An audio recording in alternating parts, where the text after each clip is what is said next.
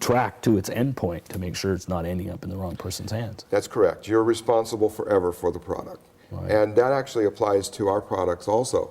I brought along a sample of one of our items you can see back here, Let me which grab is, that while we're here. Hold on. I'll grab this one. is a military helmet. We don't manufacture this helmet. More or less, these helmets are made around the world, and this happens to be a US-made helmet. And then we're making this face shield assembly that has this rubber seal on it, so when it pulls down, it's actually sealed across here. Mm-hmm. This is used for military applications ranging from sentries at the guard post, and they have this, you can use this to protect your face from like riot conditions, or there could be from a bomb explosion, all different types of applications on that.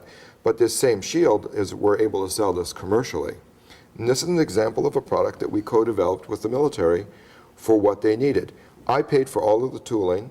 I paid for all of the production efforts to get it going, but then they gave us advices as to what they wanted, the amount of coverage and the amount of protection level from the IEDs, et cetera, like that. And then placed an order. Yes, they did. There's the key, right? Right, but there's no guarantee of an order. Right. When you work with the government, there's no guarantee that you will ever have a return on investment. In this particular case, I had a wonderful return on investment, and this product is now standard operating equipment in many countries around the world, our allies, of course. Right. And so this is a great example of how a government partnership with business can help both sides. And because we knew that there would be a substantial quantity, we were able to keep our pricing low right from the beginning and earn our money, our return on investment, and for all of this tooling back over a long period of time. I probably have close to $500,000 of tooling wrapped up in this project. Right. And so I just chink away at that slowly over a long period of time. So let me ask you this, Ron. I understand you have been so successful at exporting that it's not only been an increase of 25% in your corporate income, but you've actually been recognized with awards. Why don't you tell me a little bit about a few of those if you can? Certainly. The very first one was that the Department of Commerce awarded me a membership in the District Export Council. And this is a group of 1,500 people in the country that are dedicated exporters and who are willing to spend their time to train others how to export. I'm the current chair for our area of the District Export Council, and in that I had great opportunities to meet all different people and levels in the administration where we could get directly to the government, and also we give them our feedback of how can we improve the economy. In fact, I don't think a week goes by that we're not getting questioned about issues to the government. They want to know what our opinions are because they're forming their ideas of what they're going to do to move forward.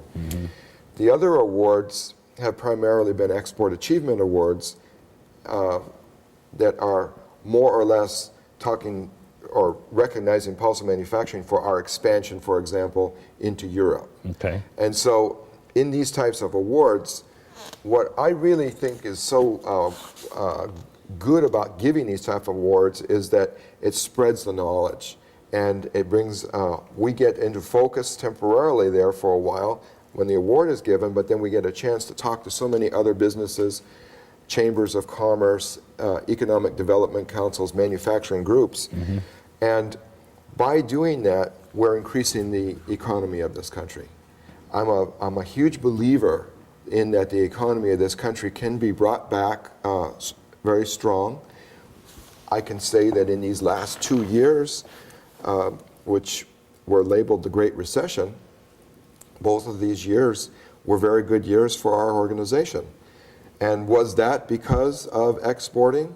Partially. But what it really for sure was is that the changes that were put into our organization as we became globally competitive, because all of a sudden we had to compete anywhere and at any time at the drop of a hat, pricing, languages, Quality, distribution. quality, everything. And this change went all the way through our organization and allowed us to be very successful during times when others are not. So I've had some pretty harsh criticisms of the current administration and some of the spending that's going on. And in an earlier conversation that we had, you had some pretty positive things to say. So I always like to be fair and balanced. And you know, if you'd like to tell me what you see within the administration that's positive in comparison to the last administration, I'd really like to hear that. I think the number one thing that I would say about this new administration is that they're willing to ask the questions. And they ask not just glossy top-level questions, but then they get into the detailed questions of what does it take, or what is it going to take to get people back to work? What is it going to take to raise the economy, reduce the unemployment levels, and not just not just temporarily. They're really looking forward. They're looking way past the 4 or 8 year term situation. They're looking way beyond, like 20 years out, for how we can raise up our level and have a nice sustained economy into the future.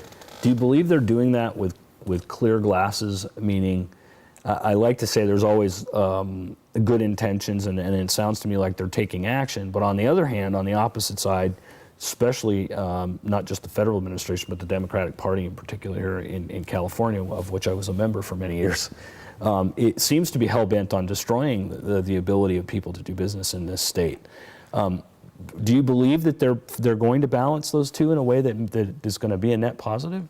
I do.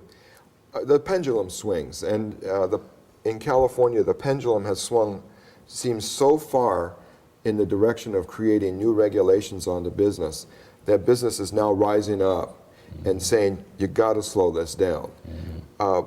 I've taken these regulations because I'm certainly exposed to all of these regulations, and we approach it from the point of view of trying to do the very best job we can for each one of the regulations that's applied here in the state, because I feel as though that the rest of the country will also be receiving these later, and more or less the wave moves from California and across the country. Yeah, we're definitely a bellwether state. We're a There's no doubt bellwether about state. that, yeah. But let's slow it down on new regulations.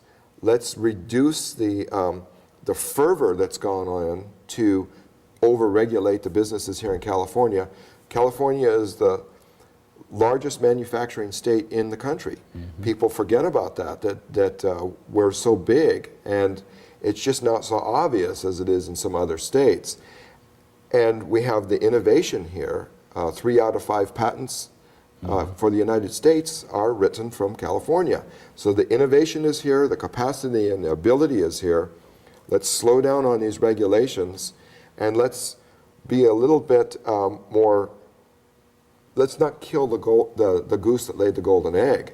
And because we have it, and we see these companies are starting to move out. And I have a very close friend who just, we did an interview with the CEO of Pipeline Software, Charlie Sundling, last week, who moved to Henderson, Nevada, because he just got tired of the income tax and the regulation and the constant gathering. So, I was saying, I think people like you that are willing to stick it out are the heroes of state of California, because without you, we've got no jobs here.